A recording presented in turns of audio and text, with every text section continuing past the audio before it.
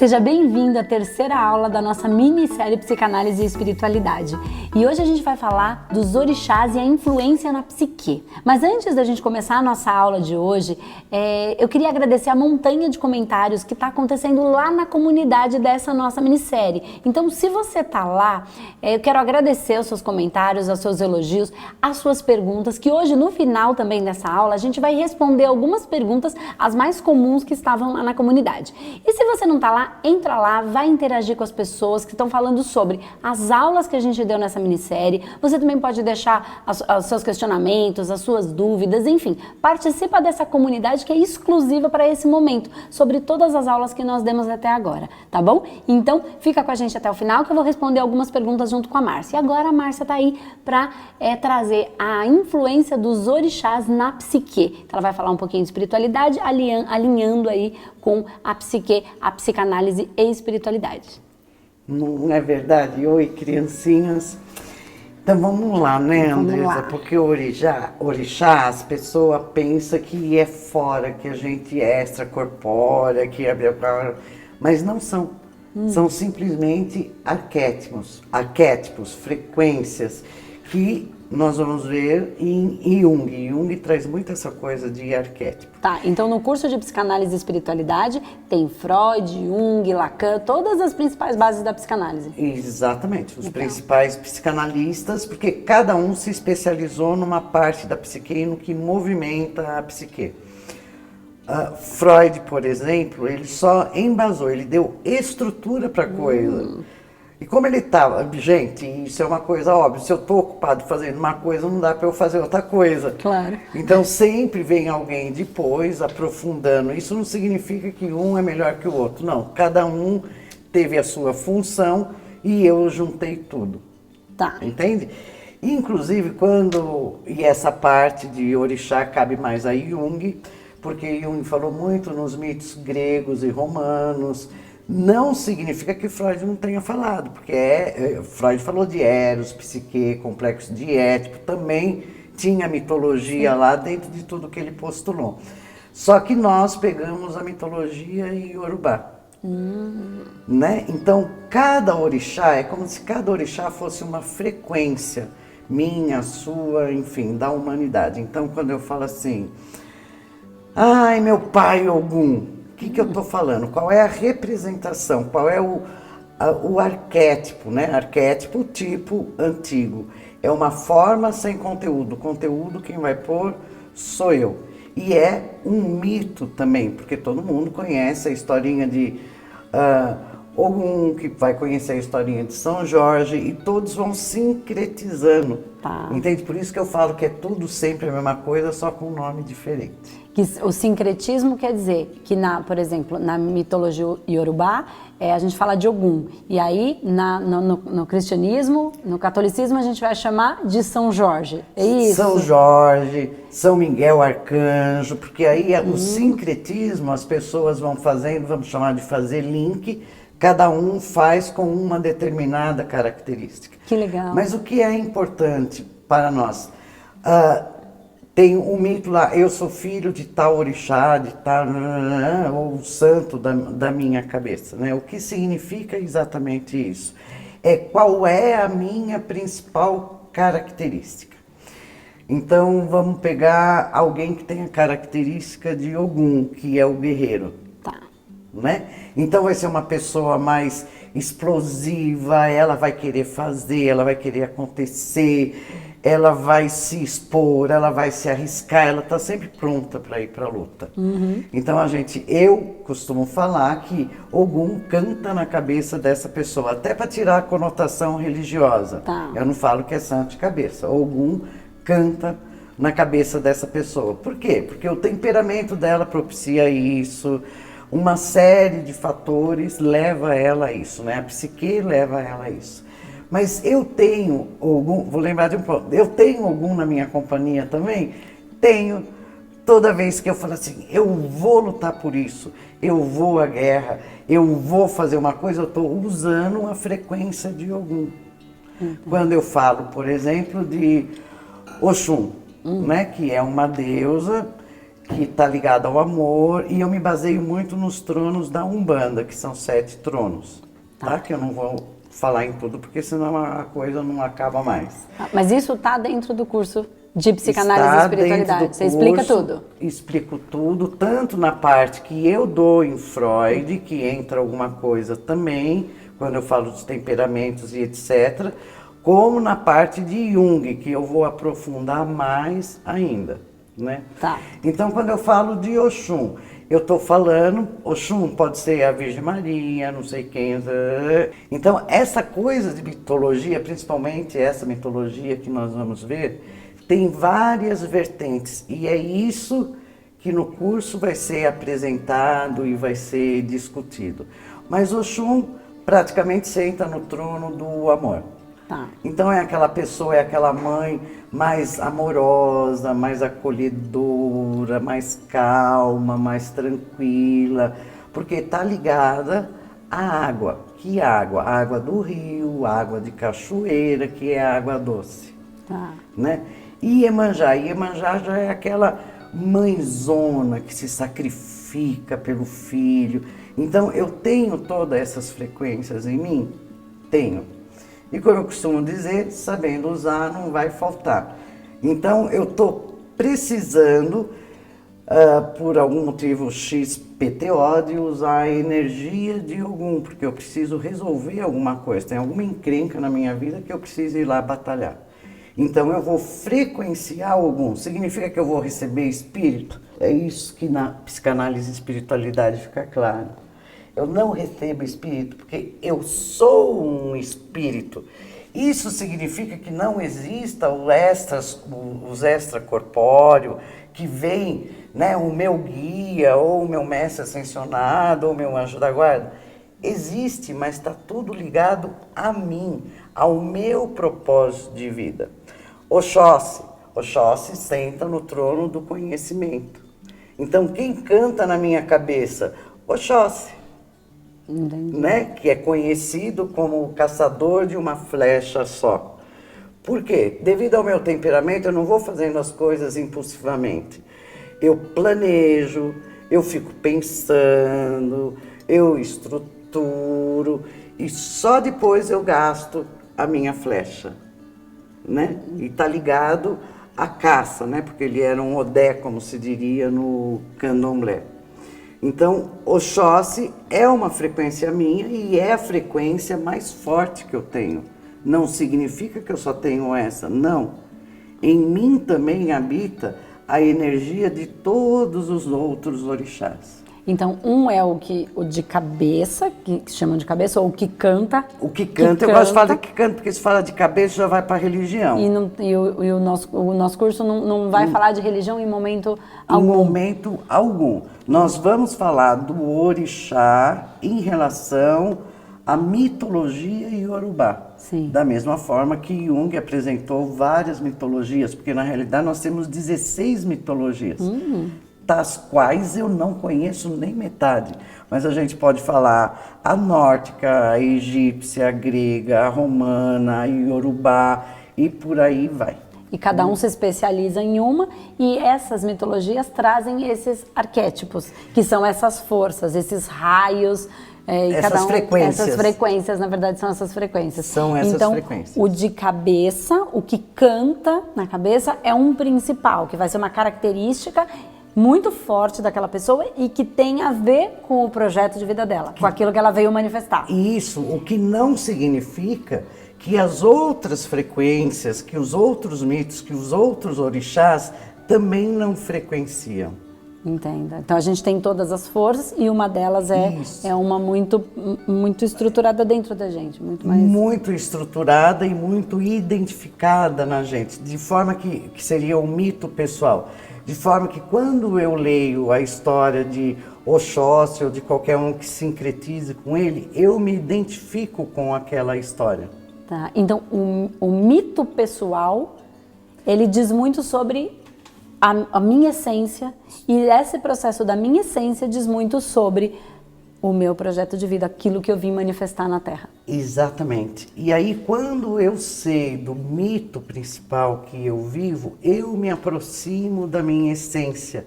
E o meu psiquismo, você ainda não gravou o que é psiquismo, eu vou falar que é psique de novo. Por favor. Mental concreto, ou mental racional, ou mental inferior, mais corpo astral ou corpo emocional. Isso tende a ficar mais harmonioso. Sim. E aí eu vou ficando mais íntegra, porque eu estou ligada à minha essência. Sim. Então não dá para falar comigo, e eu sou assim, e eu aprendi a me aceitar dessa forma.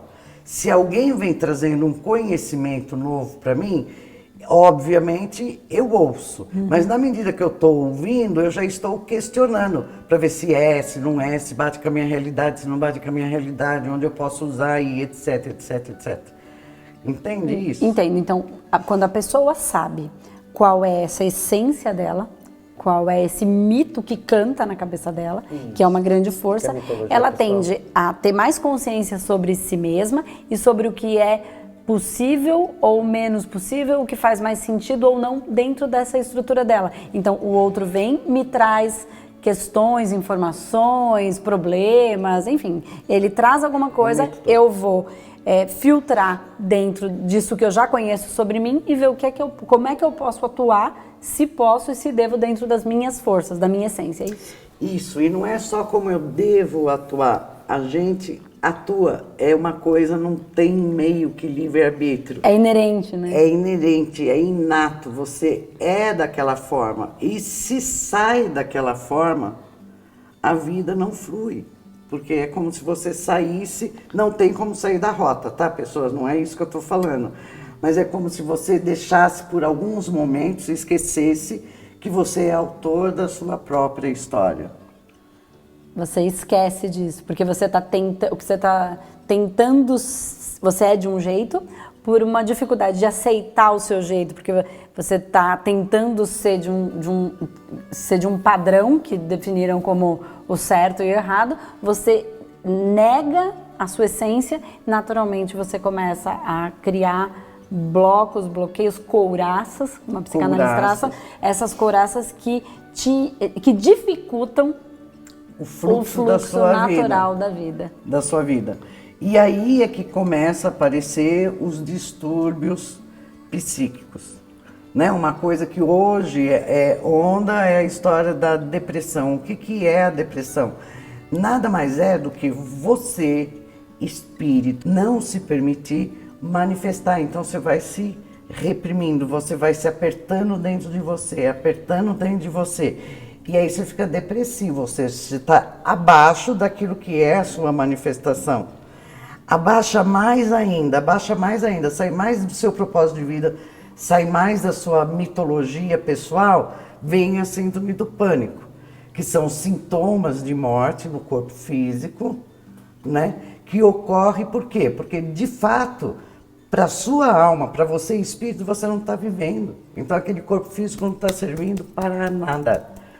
Então o corpo físico começa a gritar, oh, não estou servindo, ou eu estou morrendo, ou você está me matando. Aí o medo vai aflorando, porque o instinto não quer morrer, né? O instinto... O animal na gente, ele quer lutar pela sobrevivência. Lutar pela sobrevivência, coisa que nós falamos lá na primeira aulinha aula dessa minissérie. Isso. Então, mas é mais do que isso, né? É o corpo físico, a sua rede neural, o seu sistema nervoso, o seu sistema endócrino começa a responder como se você estivesse morrendo mesmo, porque a pessoa que tem a síndrome do pânico, os lábios ficam arroxeados, altera o batimento, a sensação é de morte, bicho. Sim. O corpo físico responde como se estivesse morrendo. Por quê? Porque de verdade você se matou, está se matando para ser a boazinha ou não magoar aquelas crenças que tem por aí, e que na psicanálise e espiritualidade a gente vai quebrar todas. Sim.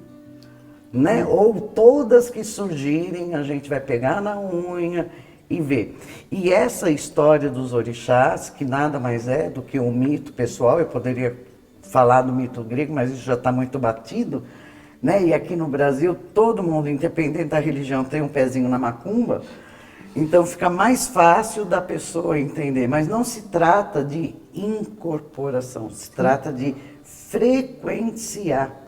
Em mim habita o divino. Se habita o divino, habita tudo que existe nesse todo. Então os mitos servem para isso. Para nos trazer essa consciência é uma dificuldade tão grande as pessoas conseguirem, e é uma dúvida tão grande as pessoas entenderem o arquétipo, né? São coisas que elas buscam tanto junto com a gente, e assim, não é uma coisa simples de explicar, mas é totalmente possível de compreender, né? E o curso ele traz exatamente essa proposta, que tudo é arquetípico, e esse arquétipo ele nos traz muita força. Na verdade, eles são os grandes sustentadores da vida no planeta Terra. Não necessariamente os orixás, mas os arquétipos de todas as mitologias, né? Então, essas forças. Isso, só que o arquétipo de todas as mitologias é um só. É um só. Só que tem nome diferente conforme a cultura. É como nós, cada país vai falar a sua língua. Exatamente. Né? Então, cada um vai trazendo um tipo de historinha que, se você lê a história, você lê um mito, você vai se identificar e repete nas 16 mitologias que nós temos. Então, até quem tecnicamente não acredita, né, acredita num Deus único, como os evangélicos, enfim, não acreditam nem nos santos, né, em tese são todos esses raios, todas as forças que todo mundo tem, que unidas formam esse Deus uno, essa união de todos. Mas todos têm acreditando, compreendendo por arquétipos, por raios, ou num único Deus. Na verdade, dá sempre no mesmo lugar. Por isso que eu escolhi os tronos da Umbanda e a mitologia Yorubá. Porque fé, que vem de Oxalá. Oxalá e Logunã, senta no trono da fé. Entendendo também que nessa história de orixá tem o equilíbrio. Qual é o equilíbrio? Um irradia e o outro absorve. Então, fé demais, como eu costumo brincar com meus alunos, fé demais ou fé de menos vai feder de qualquer jeito. Então tem que ter um meio do caminho, que Buda já falava. Do equilíbrio. Tá vendo? A psicanálise e a espiritualidade é legal porque a gente mistura tudo. É Buda, é Oxalá. De fato, tudo é junto e misturado. Então, fé, mesmo os evangélicos, eles não vão falar de Oxalá, eles não vão falar de Logunã, mas eles falam da fé. Está falando da mesma frequência. Conhecimento, está falando de Oxóssi. Oxóssi senta no trono do conhecimento. Quem é que não tem conhecimento? Todo mundo, por mais ignorante que seja a pessoa, ela conhece como andar. Pronto, já é um conhecimento. Então, como é que não tem Oxóssi dentro de si? Claro que tem. Né? Assim como geração, quem é, por exemplo, Iemanjá no trono da geração. Quem é que não gere alguma coisa aqui? Seja no sentido, gerir no sentido de, não de produzir, mas de criar. Nós estamos criando a todo minuto, a todo momento, é coisas novas, é tecnologia agora, e muda numa velocidade tranquila, a humanidade cria, então a humanidade tem a frequência de Iemanjá. Sim. Né? Fora as características que no curso a gente vai aprofundando, de forma que cada aluno se identifique com a sua mitologia pessoal e comece a assumir. Márcia, deixa eu te fazer uma pergunta. Pois não. Nesse curso, da maneira como você montou ele, existe a possibilidade da pessoa reconhecer qual é essa força propulsora dela, essa força de essência dela, esse orixá ou esse raio que canta na cabeça dela? Total, porque desde os primeiros módulos, primeiro a gente vem falando de temperamentos, depois a gente vai... Isso tudo dentro de Freud ainda, né? Dentro da base da psicanálise. Depois, quando chegar no módulo Jung, nós vamos ver a mitologia dos principais orixás. O mito, porque cada orixá vai trazer uma característica para você. Então, como eu já falei aqui, Ogum vai ser aquela pessoa mais agitada, aquela pessoa mais briguenta, aquela pessoa que vai para a luta. Oxóssi já é uma pessoa mais quieta, mais planejadora, mais conhecimento e etc. Então, através do mito que os alunos vão conhecer, que as pessoas vão conhecer, ela vai se identificar com a historinha. Okay. E depois ainda vai ser reforçado com o tarô dos orixás. Que ela vai olhar os orixás e vai de novo rever todos os mitos de uma outra forma. São praticamente 3 formas diferentes de olhar para a mesma coisa, para a coisa poder olhar para você. Então, assim, a probabilidade dela conseguir identificar qual é o seu campo de força e qual encontrando a sua principal força e se encontrando enquanto o seu projeto de vida é muito grande. Total, porque para eu encontrar o meu projeto de vida, primeiro eu tenho que me encontrar, senão se eu não encontro nem a mim, é o que eu falo para os alunos. Quando você liga um aplicativo que vai te levar de um lugar ao outro, a primeira coisa que ele indica o que é? Onde você está. Se eu sei onde eu estou, eu consigo chegar em qualquer lugar. Mas se eu quiser ir para um lugar e não sei nem aonde eu estou, sou um perdido na vida, você não vai chegar em lugar nenhum. A gente vai andar em círculo. O exemplo que eu sempre dou é como se a gente estivesse numa sala, tudo escura, sem porta, que tem apenas uma porta. Então eu vou de olho fechado, não estou enxergando nada, né? Tudo completamente escuro, falo, é por aqui, eu dou com o nariz na parede. Aí a maioria das pessoas, ai meu nariz, bati meu nariz, começa a andar, entra no desespero. Todo desesperado é um irresponsável, porque não tem habilidade de resposta. E aí ele perde a referência, né? Porque ele fica desesperado, ai meu nariz, a dor passou, não, vou tentar sair de novo. Pum, vai para o mesmo lugar, dá a mesma resposta. Por quê? Porque ele não teve a sabedoria, o conhecimento de bater o nariz, pode até reclamar da dor. Meu nariz bateu, mas não sai do lugar. Você já deu aquela resposta, dá um passo para a esquerda, um passo para a direita, um dia você acha a porta. Entende? Então, esses mitos são super importantes para isso. Fora os mitos, nós teremos também Odu, que aqui na minissérie eu não vou falar, mas vou antecipar. Odu nada mais é do que um caminho de destino. Então, eu tenho a minha principal força, não que eu tenha só ela, eu tenho todas irradiadas, eu tenho fé, eu tenho conhecimento, eu tenho amor, eu tenho criação, eu tenho transmutação, eu tenho tudo dentro de mim, mas eu vim com todo esse potencial para seguir um caminho. É esse caminho que vem do Odu. O Odu, gente, é sensacional. A Márcia trouxe duas questões aqui que a gente não vai conseguir trazer com profundidade, mas que no curso vai estar extremamente explicado, que é a questão dos Odus. Então, o Odu é o seu destino, né? O seu destino, você tem como identificar qual é o seu Odu de destino. Então, você vai saber exatamente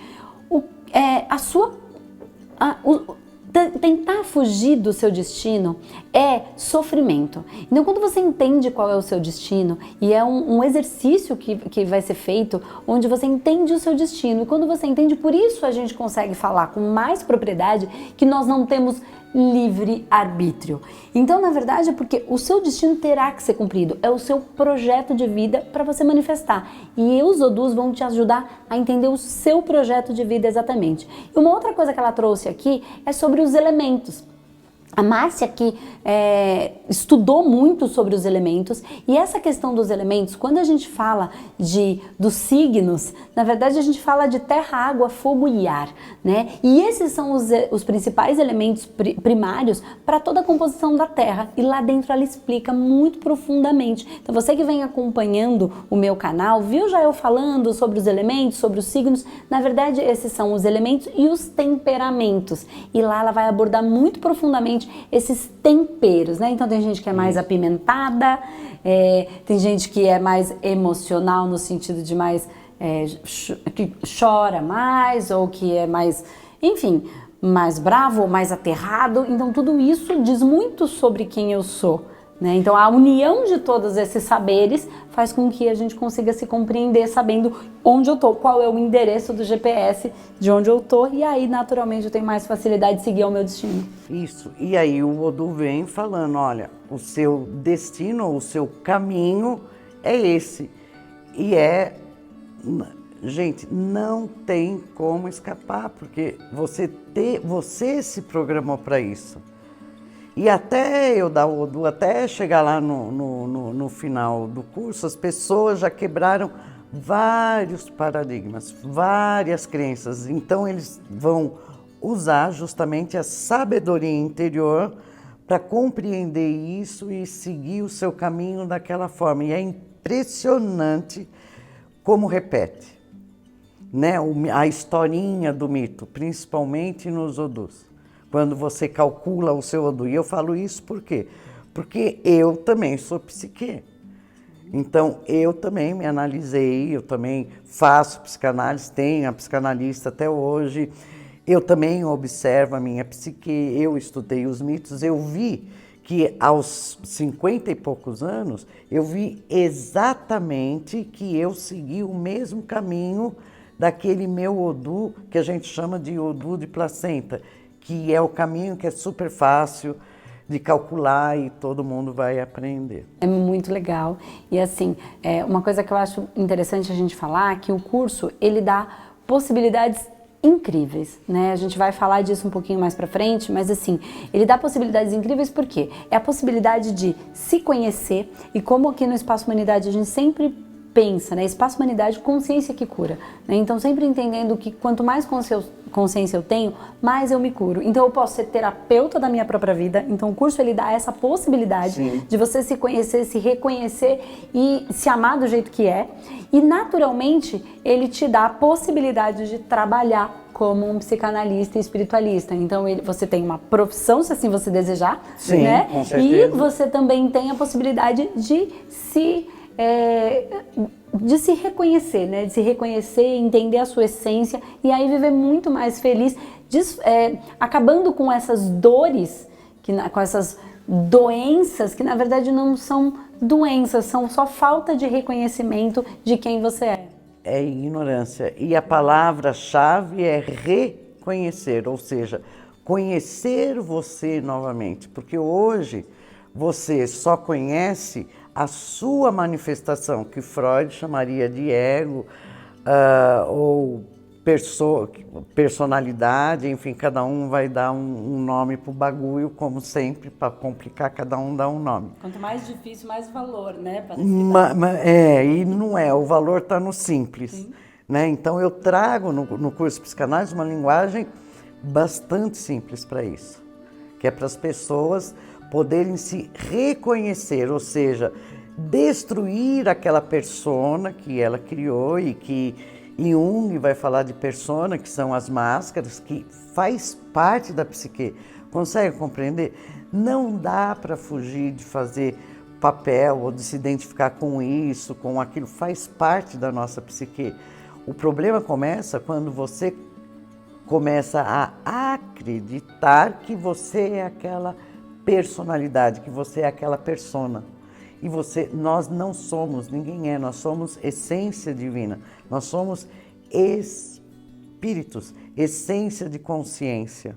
Eu falo que ninguém é especial, mas todos são essenciais, né? Então aí muda tudo quando entende isso. Muda tudo. Muda tudo. A gente sai do altar, né? A gente deixa de ser especial, e aí quando você deixa de ser especial, você sai do altar. Você é essencial exatamente com o projeto de vida que você criou para manifestar.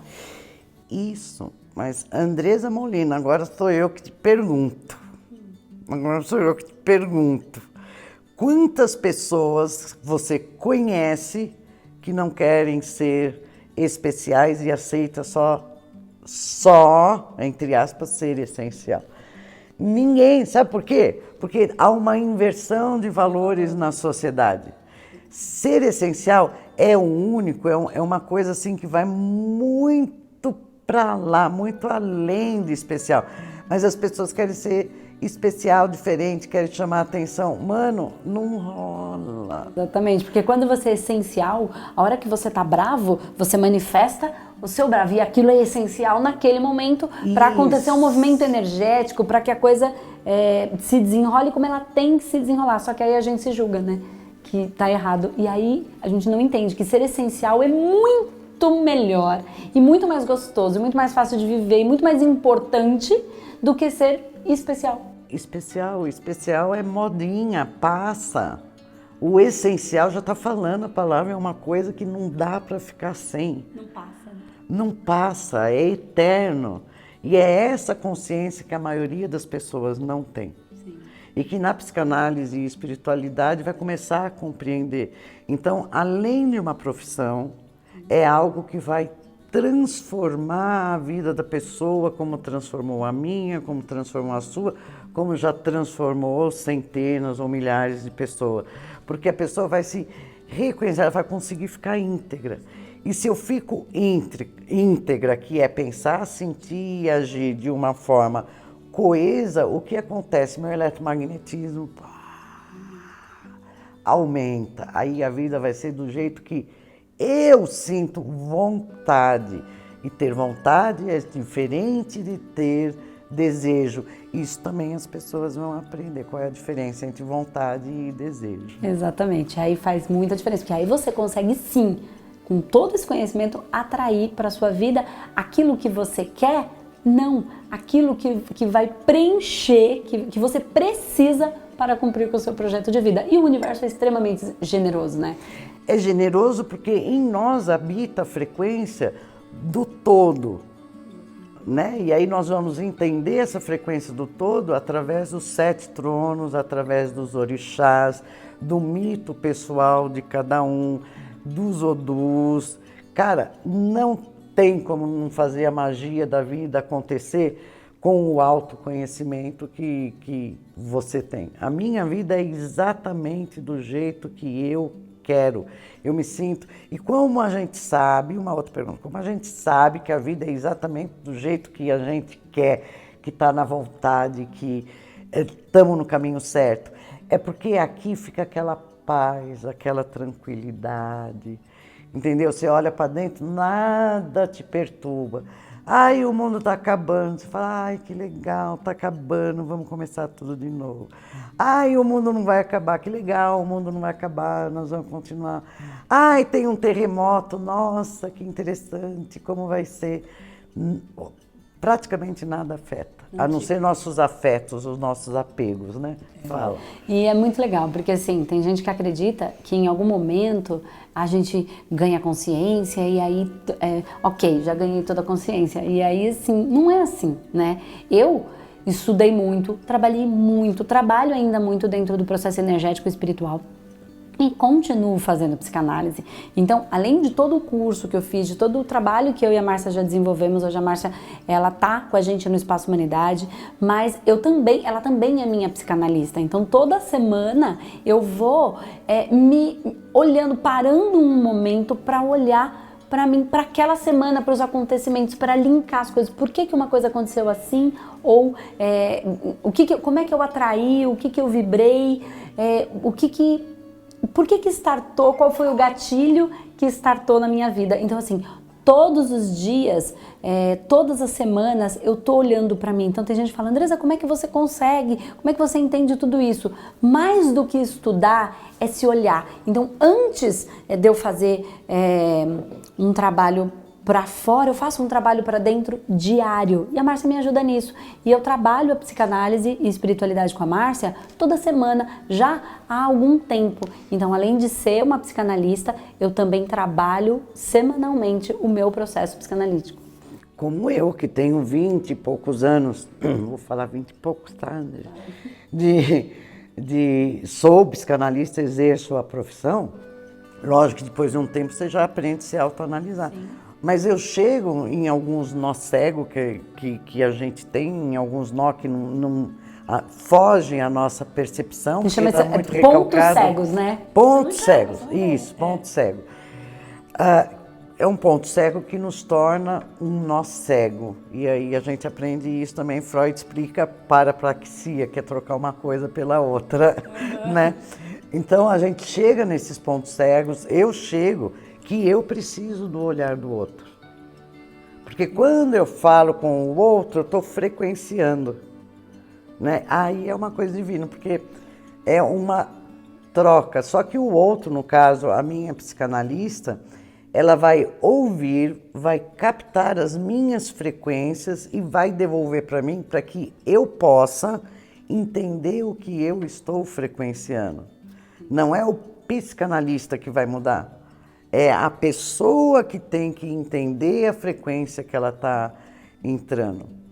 Legal, então a grande diferença da psicanálise convencional para a psicanálise e espiritualidade é a capacidade que o psicanalista vai ter de captar o seu paciente, captar a frequência, a energia, né? E não é só uma elaboração racional, mas também uma sintonia onde a coisa fica muito mais fácil e muito mais eficiente. Porque você capta o que o seu assistido, o que o seu paciente está sentindo, traz para si e ajuda ele a se reconhecer nisso que você faz. Mas não é uma captação como na captação energética. É uma captação de mental abstrato ou mental superior para mental superior. É como se nós entrássemos no mental superior ou abstrato da pessoa, que é o corpo causal, e ali conseguisse entender a causa. Só que sempre a gente tem 50% de chance de estar viajando na maionese e 50% de chance de estar captando. Por isso, a escuta analítica, que é diferente de ouvir. Ouvir todo mundo ouve porque não é surdo, mas a escuta analítica é completamente diferente. Então, as técnicas de psicanálise vamos aprender como em qualquer outra escola tradicional. Legal. Tá? Atenção flutuante, só que para nós, o que Freud chama de atenção flutuante, a gente vai chamar de estado alfa, ou de mediunidade, ou de captação, o que facilita muito eu entender esse processo, como é que se dá esse processo. Né? Quando eu olhar para uma pessoa, que a pessoa contar a história, a gente já vai saber o mito que ela está vivendo. Então, se a pessoa é nervosa, atacada, gosta de guerrear, gosta de estar na frente de tudo, a gente sabe que algum mito de algum canta na cabeça daquela pessoa. Então, a gente vai falar, não, mas não pode brigar. Não, vamos estimular. Porque se ele aceitar esse lado, automaticamente ele entra no equilíbrio dele. Sim, e aí ele vai brigar, mas ele não vai necessariamente bater, partir para violência. Ele só vai manifestar. E aí ele não vai precisar chegar a um ponto de partir para uma violência, porque ele foi manifestando aquilo de uma maneira natural. Porque a pessoa só parte para a violência se ele represar muito essa energia de guerra. Exatamente, é o que as pessoas estão tentando fazer. Tentando ser boazinhas, tentando ser legais com todo mundo. E pior, que eu acho que é uma coisa que está muito forte, tentando ser perfeita por achar que já não é. Então, por isso que é uma profissão que cada vez vai ter mais procura. Com certeza. Porque, como eu digo para os outros, né, para todo mundo e para mim mesmo, nosso zóio é para fora, o terceiro eu sento em cima, então como que eu vou me ver? Só posso me ver através do outro e com sensações. Exatamente. Então tem lá, que é uma coisa que acontece com muito psicanalista novo, essa história de projeção. Ai, se me irritou, tá em mim. Não é assim. Se te irritou, a frequência está em você? Sim, senão você não poderia reconhecer. Mas é porque você está fazendo aquilo? Não. Exatamente. É porque você é seletivo, nós somos seletivos. Né? O exemplo que eu sempre dou, eu sou uma pessoa muito chata. Sou chata, então eu vou atrair o quê? Gente chata. E eu gosto de chato, eu gosto de gente que fala é assim, assado, cozido, frito, tem que fazer assim. Mas eu atraio por quê? Porque é a minha frequência, então eu sou chata mesmo. E não fico tentando, ai, por quê? Porque eu tenho que mudar, por que eu ainda estou atraindo isso para minha vida? Por que eu estou atraindo chato? Pô, eu estou atraindo chato porque eu sou chata, então eu gosto da minha chatice, vou gostar da chatice do outro, automaticamente eu não atraio mais. É verdadeiro? Não, as pessoas vão continuar sendo chata, mas eu aceitei a minha chatice, consequentemente eu aceito a chatice de todo mundo. E aí você aceita cada um como é. Cada um como é. Se é uma pessoa fervorosa, que tem muita fé e que vive o mito de Oxalá, tem o mito pessoal de Oxalá, legal, eu vou respeitar porque eu sei que é o melhor da pessoa, embora não seja o melhor para mim. Para mim não basta acreditar, eu tenho que constatar. Eu constatei, funcionou? Bacana. Não constatei, esquece, bicho, porque eu sou extremamente racional. Tem eu sou de Oxóssi. Tem um amigo meu que falou isso pra mim. Ele falou assim, que ele era provido do dom da fé. E ele não precisava entender, mas que a esposa dele não era. Então que ele foi estudar para aprender, para poder ensinar para ela, porque ela precisava compreender para então poder acreditar naquilo. Então ele foi estudar e eu acho muito legal. Assim, algumas pessoas são providas do dom da fé, simplesmente você fala para ela, põe a mão ali, ela não pergunta por quê, ela ali coloca e ela vai manifestar aquilo. E Exato. Outras vão falar, por que eu tenho que pôr a mão? O que é que isso acontece? E eu acho que a gente fala muito para essas pessoas que querem compreender. Eu acho que as pessoas que estão atrás, que buscam pelo Espaço Humanidade, que gostam da minha linguagem, do nosso canal, do seu trabalho, elas têm esse desejo e a gente estuda muito e cada vez mais a gente coloca conteúdo para levar esse tipo de conhecimento para aqueles que precisam desse tipo de conhecimento. Então, acho que a pessoa que está aqui com a gente, ela tá por essa razão. Se tudo é por sintonia e a gente é assim, não seria diferente, eles não estariam aqui por outra razão, senão essa. Sim, é tudo frequência, mas como usar, é aprofundar como usar essa frequência. Porque tem gente que não se conforma de estar atraindo determinadas coisas para a vida. Mas o primeiro passo, gente, se está atraindo, você programou, porque não existe certo ou errado. O que existe é uma programação que você fez. E quando é o momento de despertar da pessoa, a pessoa chega. E vai ser acordada, quer ela queira, quer ela não queira, né? Ou vai pelo caminho que eu costumo dizer da inteligência, ou vai pela dor, mas que vai, com certeza absoluta, vai. Então assim, posso prejudicar a psique do cliente? Então, gente, é uma pergunta que muita gente faz, não só psicanalista, mas como terapeuta também faz, porque a maioria dos meus clientes são terapeutas, né? Nunca você pode prejudicar ninguém. Não existe a menor possibilidade. Porque está tudo certo do jeito que está. Eu canso de falar, desde Platão vem falando, mas eu repito, tudo bem pro bom, pro belo e pro justo. Se você, e na psicanálise é assim, como tem a atenção flutuante, você não vai estar atenta à história da pessoa, você não vai querer saber, pula na sua cabeça, é como se fosse uma palavra que fica piscando. E você vai lá e pega e devolve para a pessoa.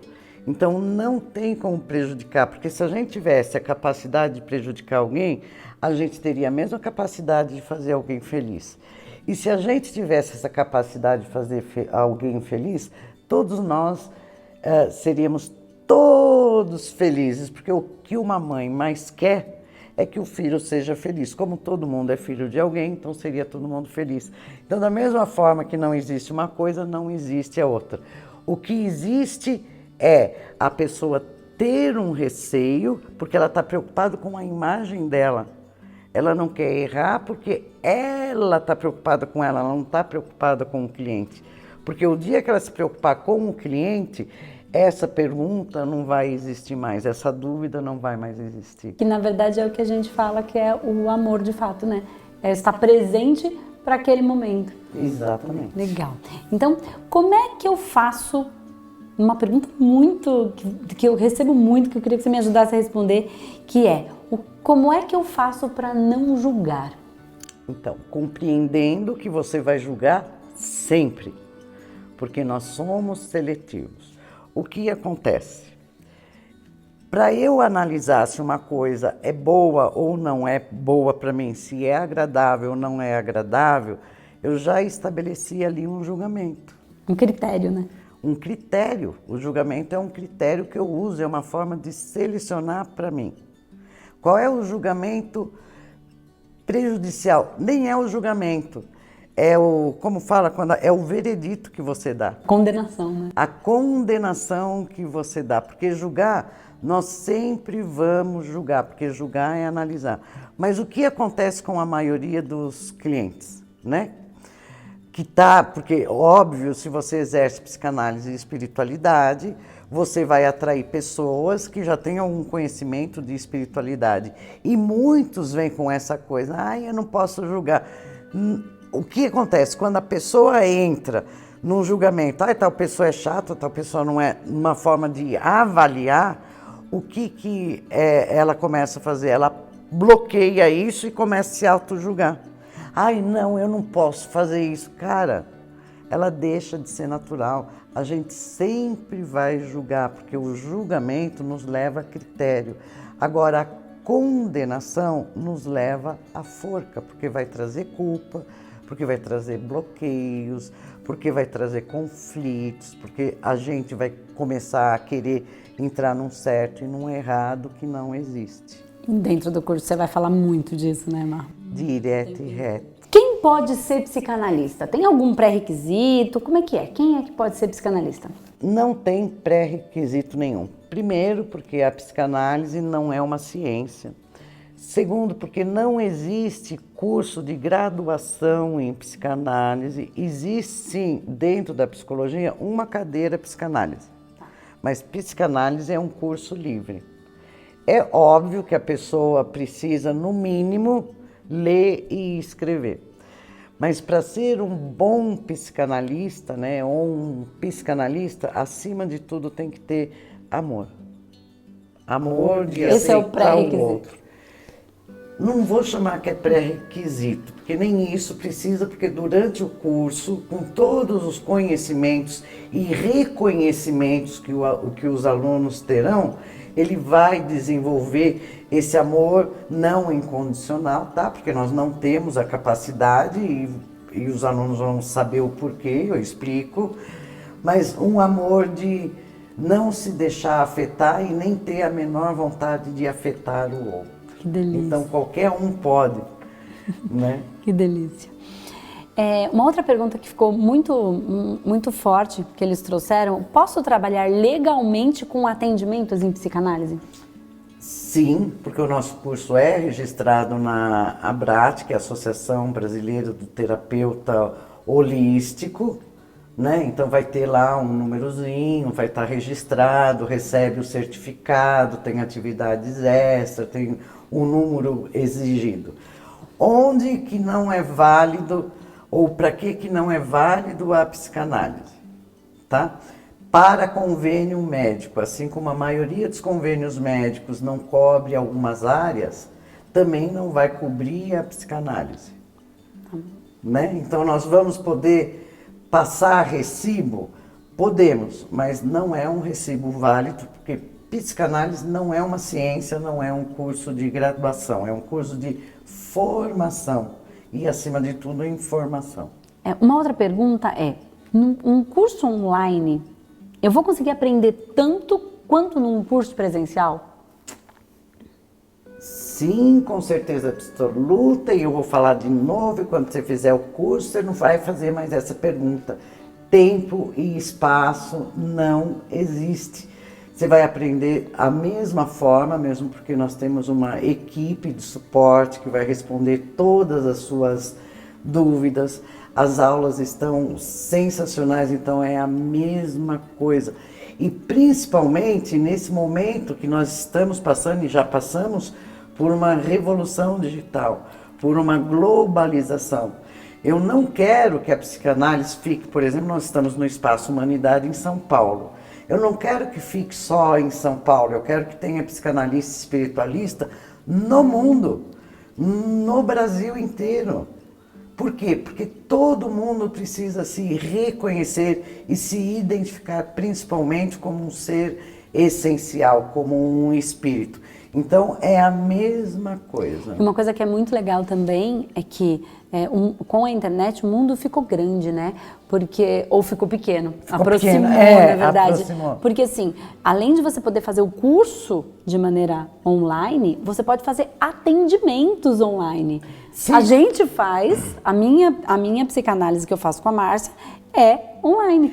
80% dos meus clientes, 80 não, estou mentindo, 90% dos meus clientes são online. E olha que eu atendo todos os dias, excetuando a sexta, das 11 da manhã às 9 da noite. Quer dizer, às 9 é a última consulta, fica até às 10 da noite, né? Porque normalmente é 1 hora de consulta. Tudo online. E isso eu vou pegar um gancho aqui para te fazer essa pergunta que é muito, eles fizeram muito. Assim, é possível viver financeiramente sendo psicanalista? Então, com certeza absoluta, é só você fazer uma continha simples e básica, que eu faço com a maioria das pessoas que estão em transição de carreira. Tá. Né? Eu pergunto para a pessoa, quanto que você ganha por mês? X. Divide esse X pelo número de dias e pelo número de horas para você descobrir quanto que você ganha por hora. Quem ganha muito bem está ganhando R$20 por hora. Uma consulta de psicanálise é no mínimo R$100 por hora. Você trabalhando 8 horas por dia, você está ganhando R$800 por dia. Se você trabalhar 5 dias por semana, 5 vezes 8, 40, são R$4.000 por semana. São 4 semanas, são no mínimo R$16.000. Fora os workshop, atendimento em grupo, atendimento de casal, isso cobrando o mínimo. Então dá para viver e viver muito bem, porque eu vivo com muito conforto. Então, se você considera a possibilidade de ser um psicanalista, viver da psicanálise e espiritualidade, ou se você quer usar isso para o autoconhecimento, para você se perceber ainda mais, no próximo vídeo eu vou falar exatamente como você pode se tornar um psicanalista espiritualista. Então, se você considera a real possibilidade de fazer essa transformação na sua vida, aguarda o próximo vídeo que eu vou explicar o passo a passo de como isso vai acontecer. E eu te vejo dentro da nossa comunidade para a gente continuar batendo papo e conversando sobre esses assuntos.